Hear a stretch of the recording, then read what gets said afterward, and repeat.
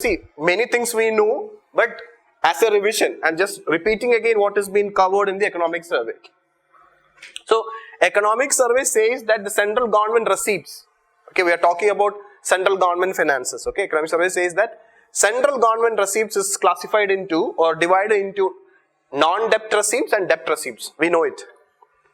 Debt, and it's saying that non-debt receipts, so if you have any doubt, write down, it's there, okay, cut copy statement.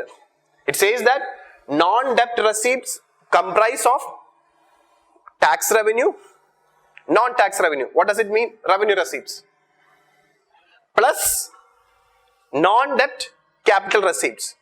It is saying that non-debt capital receipts include what? We know it. Non-debt capital receipts include recovery of loans and disinvestment receipts. So they can ask a question from here. They can just cut copy from here. Okay, so it's an economic survey term. I've not done anything, I've just copied it from the economic survey.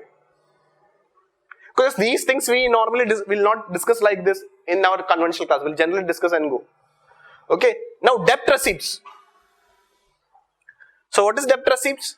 It mostly comprises of market borrowings and other liabilities. And since it is a debt receipts, the government is obliged to repay the principal and interest in the future. This is what mentioned in the economic survey. Now, so after discussing the trend in tax receipts, it is discussing about it going into detail. It is going into details. So it is first going into the non-debt receipts, that is tax revenue. So we have to be very careful about the term being used, okay, whether it is gross tax revenue or net tax revenue, like that, okay. So when the budget, see, so this is actually taken from the economic survey, the first point, that is budget, see, economic survey regarding 2020, this financial year, 2020-21 financial year, economic survey is having only the budget estimate. But we know that the budget estimate and the revised estimate have varied. So in the 2021 budget estimate, the gross tax revenue was supposed to be 24.23 lakh crore, which constitute around 10.8% of GDP. But actually, this is not there in the economic survey. This is for your updation. This is from this year's budget. So economic survey says that the gross tax revenue was projected to be 24.23 lakh crore, which comes around 10.8% of GDP. But once we look into the budget figure, it has fallen into from 24. What we realize is, or what we are going to realize is 19 lakh crore. So there is a fall of nearly 5 lakh crore. Then direct taxes. Now this is very, very, very, very important. So this actually, the economic survey is talking about direct taxes and indirect taxes and the percentage of GDP. But what is the direct economic survey I have taken? Budget estimate. But I am not taking budget estimate. Why? Because things have changed. I am taking the revised estimate. And 2021 have shown a new trend. Why means indirect tax have gone higher than the direct tax. You are supposed to know what is the percentage, okay? So it is coming around as per the revised estimate, okay? So see, budget estimate expected the gross tax revenue to be 10.8% of GDP. Budget estimate for 2020-21. But in the revised estimate, what happened? This is very important, okay? It is 9.8% of GDP. And not only that, the proportion of direct tax and indirect tax changed. Now out of this 9.8%, 5.1% is indirect tax and 4.7% is direct tax. This is very, very, very, very important. I discussed in budget also, okay? The share have changed. They will say that in the gross tax revenue, direct tax is more than indirect tax. But in the year 2020-21, it changed. And for 21-22 also it is same.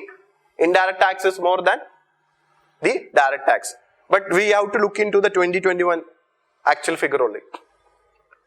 Okay, so economic survey, it is mentioning like this: direct tax, which comprise mainly there are other taxes are there, but the main direct tax are corporate tax as well as personal income tax, constitute around 4.7% of GDP, and indirect tax is constituting around 5.1% of GDP.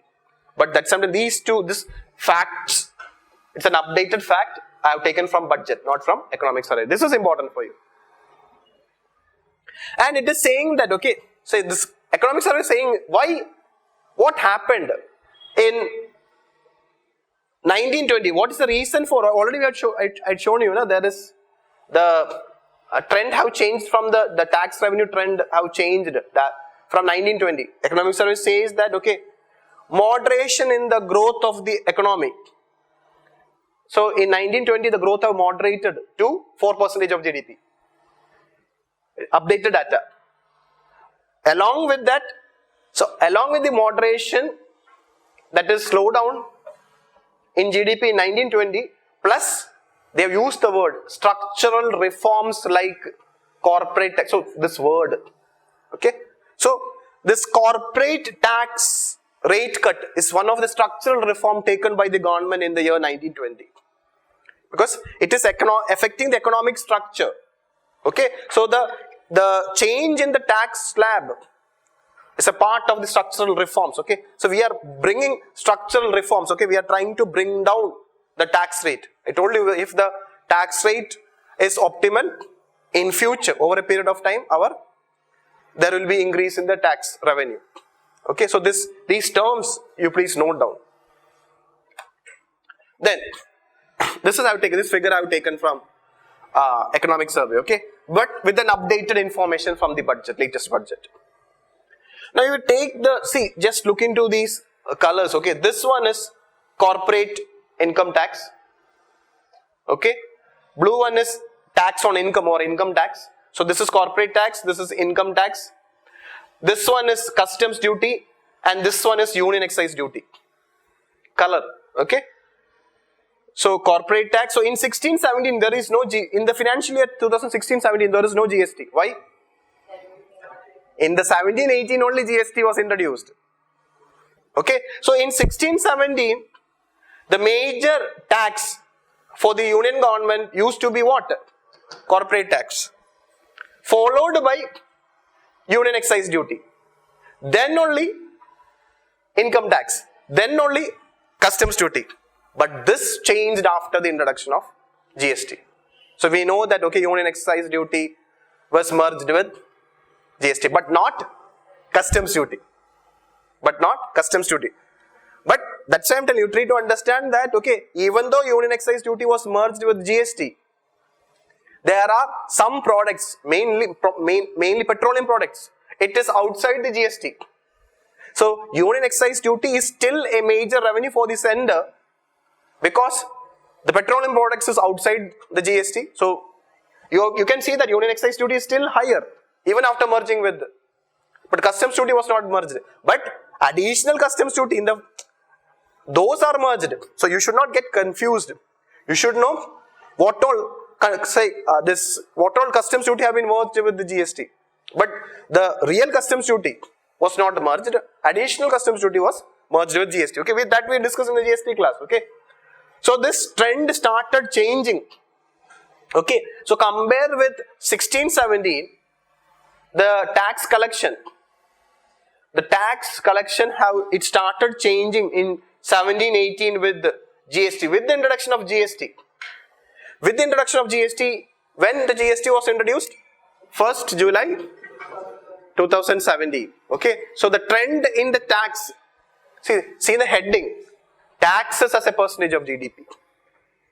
So you are not supposed to know the exact figure, the percentage only. So the financial year 17-18 things started changing.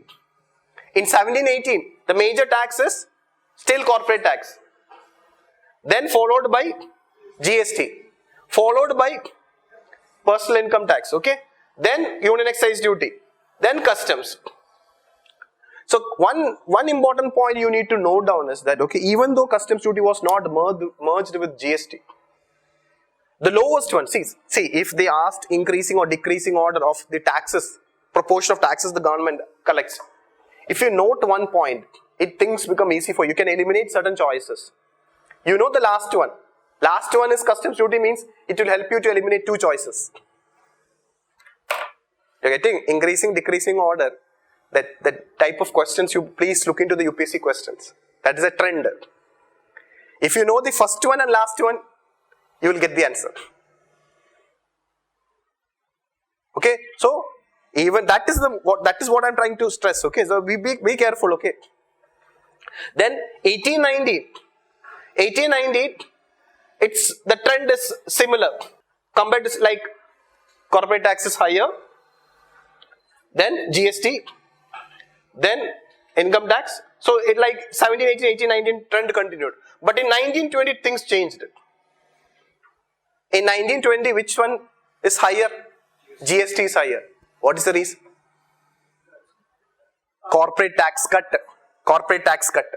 It is not that GST collection improved. It is because corporate tax was cut in a drastic way. We have discussed in detail.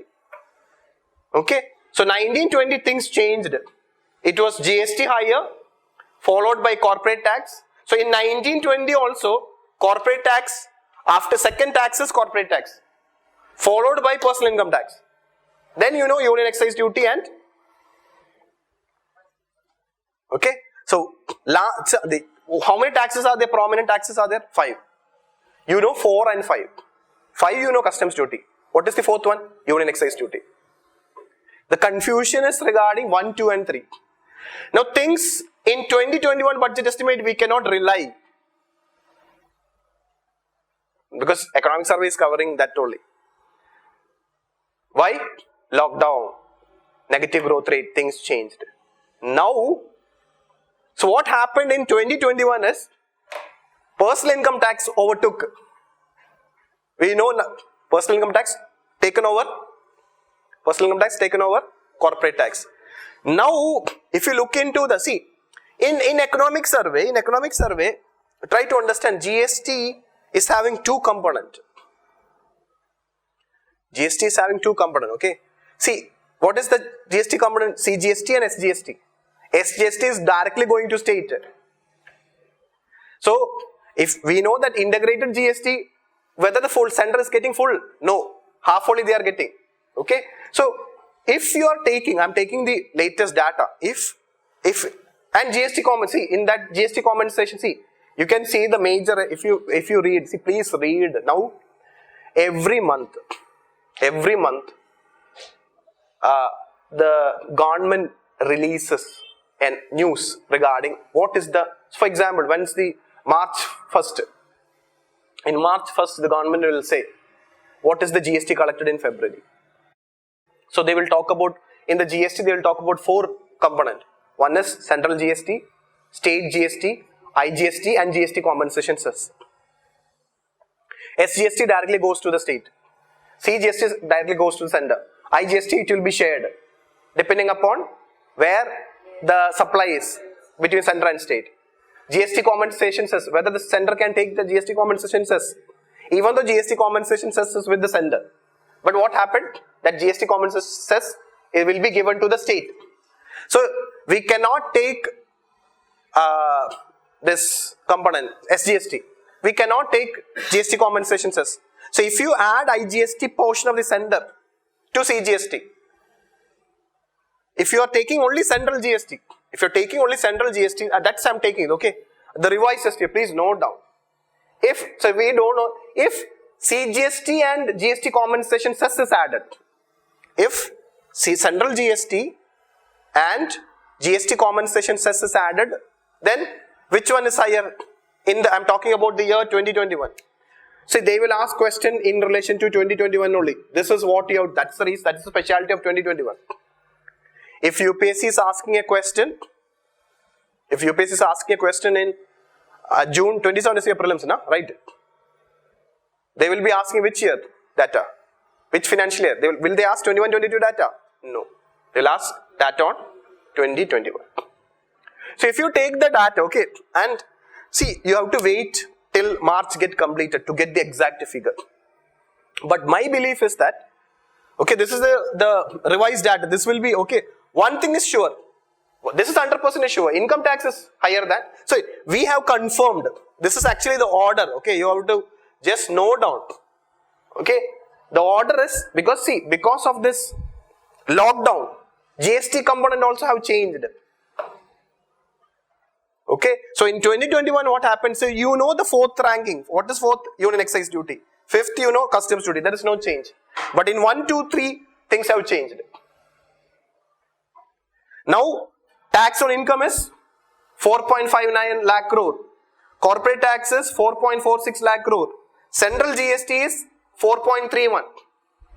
But if they add to central GST, if they add GST compensation cess, which they can't do it because GST compensation cess is directly going to the state. And plus that is not sufficient. We already discussed it. So you have to look into, you have to be very careful whether they are showing central GST or GST combined. If GST combined is there, GST is highest. GST will become 1.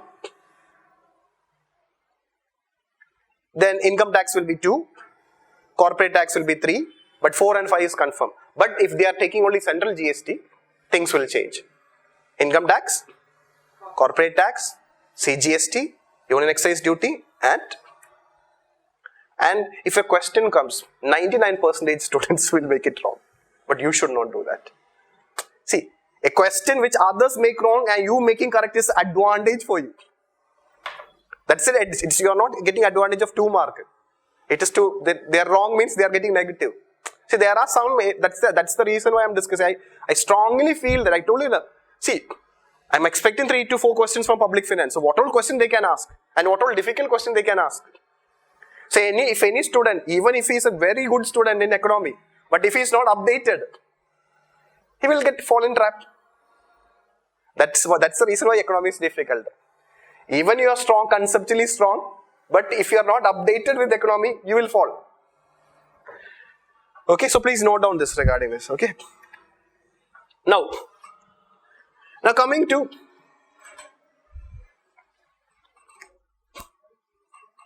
so we discussed tax revenue. Okay. Now see, that's what I'm telling you. See, this data which I discussed now 2021, it is not there in the economic survey. It is what data? Budget data only, latest budget data. Even though I discussed there, but I want to show the importance, how UPSC can ask questions. That time also I told you, okay. Now coming to this, write down very, very, very important. This I have taken from the economic survey. So, economic survey says that non-tax revenue comprises mainly of interest receipts on loan to states and union territory. This we know. This we have studied in our conventional class. Then, dividend and profits from public sector enterprises. This also we know. But this normally, this mainly students don't know. That is, surplus of RBI transferred to Government of India. So actually the RBI, from the RBI surplus means from the RBI profit, RBI transfer a certain percentage. Then, receipts from services provided. See, if the central government is providing any services, okay, so that receipts, for example, it will be called as fees. Central government, okay, it is not a tax. Okay, so that will be added. This is not there, but economic survey is covering it. Then comes fifth one, is one thing which I want you to note down. Generally we don't discuss, but economic survey is discussing it. External grant. If it is a loan, will it be there in the non-tax revenue? No. Capital receipt. So in our receipt part, okay, so this is actually non-debt receipt, na? They are all non-tax revenue means non-debt receipt. So we don't know how, instead of asking non-tax revenue, they will ask non-debt receipt. See, you don't know how question will be framed. But whatever way they frame the question, you should answer it, okay? External grant, very important thing. It is mentioned both in the budget as well as in the economic survey. And receipts of union territories. See, union territories also will get, if they provide some service, they will receive. That also you add it. So, all these components constitute non-tax revenue, which is a part of non-debt receipt. Now, economic survey says that, okay, this is actually very interesting thing, okay, economic survey says that budget estimate for 2021 expected 3.85 lakh crore from non-tax revenue. But what we actually ask, the revised estimate, how much it is? It is not 3.85 lakh crore, it is 2.1 lakh crore.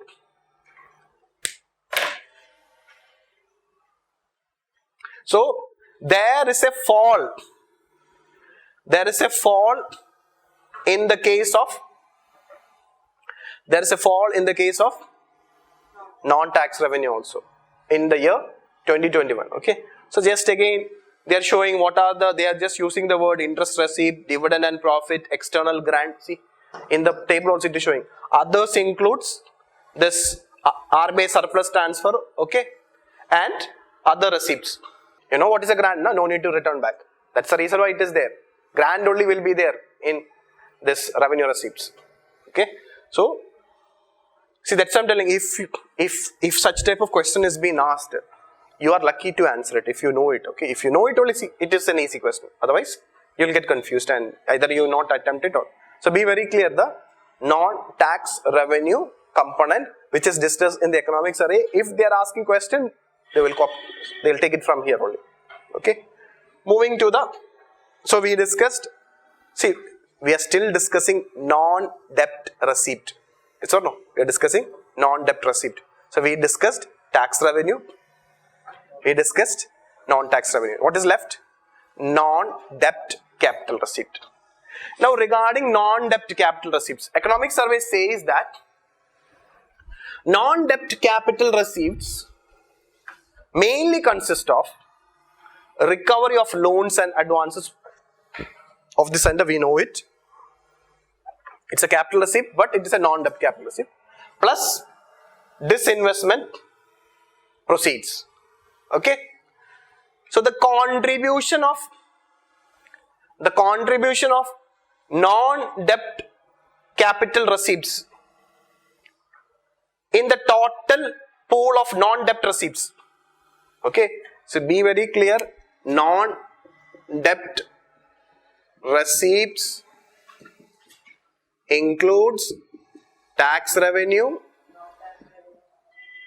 non-tax revenue, and the third one is non-debt capital receipts. So in the non-debt receipts, the percentage of non-debt capital receipt is very low. How much it is? 6.8% in the year 1890. So this non-debt capital receipts in relation to total non-debt receipts, it has declined from, this one has declined from 6.8% in the year 1819 to 3.9% in the year 1920. It is further declined in the year 2021. But this fact is not important. This economic survey is just discussing it. Okay.